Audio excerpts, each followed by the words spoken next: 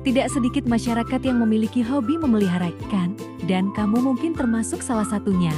Ikan mas koki atau ikan koki menjadi salah satu favorit karena kecantikannya dan harganya yang cukup terjangkau.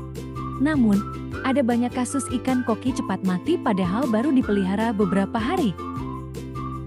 Ikan mas koki sebenarnya memiliki umur yang cukup panjang, antara 10-15 tahun, bahkan sebagian di antaranya bisa mencapai 20 tahun. Jika terjadi kematian sebelum usia tersebut, ada kemungkinan faktor lain yang memengaruhinya. Penasaran kenapa ikan koki cepat mati? Guys, mari simak penjelasan lengkap yang dihimpun dari Kang Hamid Official berikut ini.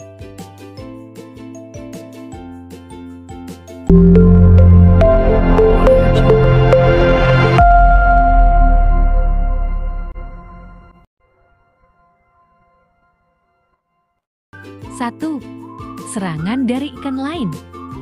Jika ikan koki ditempatkan dalam akuarium yang terlalu kecil atau bersama ikan agresif, ia bisa menjadi korban serangan. Tanda-tanda serangan biasanya terlihat seperti sirip yang sobek atau pendarahan.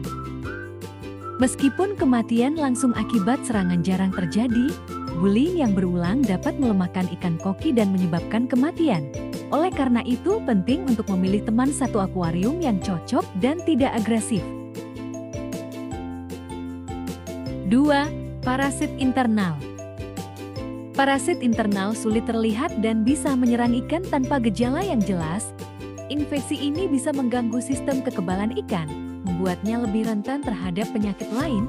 Gejala awal seperti lesu atau penutupan sirip bisa sulit dikenali. Menjaga kebersihan akuarium dan mengarantina ikan baru sebelum memasukkannya ke dalam akuarium utama adalah langkah pencegahan yang penting. 3. Dropsy. Dropsy adalah gejala dari penyakit lain, bukan penyakit tersendiri. Kondisi ini ditandai dengan perut yang bengkak dan sisik yang terlihat menonjol, menyerupai bentuk kerucut. Ikan yang menunjukkan tanda-tanda dropsy biasanya sudah dalam keadaan sangat sakit. Kemungkinan ikan koki untuk sembuh dari dropsy sangat kecil.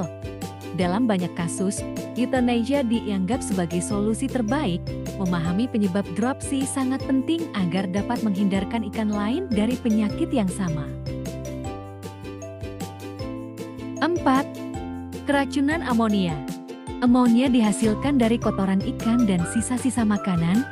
Jika tidak diatasi, kadar amonia dalam akuarium bisa meningkat dan menyebabkan keracunan. Tanda-tanda keracunan termasuk insang ikan yang terlihat kemerahan dan ikan yang kesulitan bernapas. 5. Keracunan nitrit. Nitrit dihasilkan saat bakteri baik mengolah amonia. Namun, jika nitrit tidak diolah dengan baik, bisa menyebabkan keracunan. Gejala keracunan nitrit termasuk letargi dan pergerakan insang yang cepat. 6. Perubahan parameter air. Perubahan mendadak dalam suhu atau pH dapat menyebabkan stres pada ikan koki. Faktor-faktor seperti penambahan air baru atau penggunaan peralatan yang tidak bersih dapat memicu perubahan ini. Pastikan untuk menggunakan penetral air dan memeriksa parameter air secara rutin agar tetap stabil.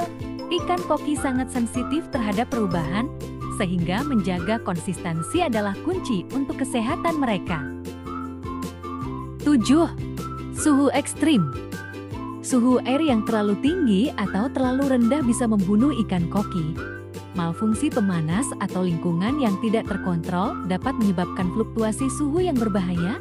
Gunakan termometer untuk memastikan suhu air berada dalam rentang yang aman. 8. Sengatan listrik.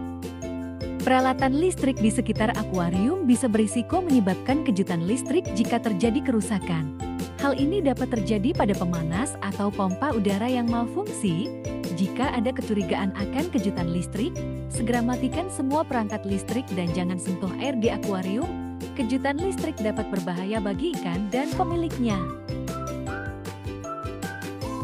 9. Sindrom akuarium tua. Dalam akuarium yang lebih tua, kondisi air dapat berubah seiring waktu dan menjadi tidak ramah bagi ikan baru. Hal ini sering terjadi karena penguapan yang mengubah salinitas dan parameter air lainnya. Lakukan perubahan NAR secara berkala untuk menjaga kualitas air.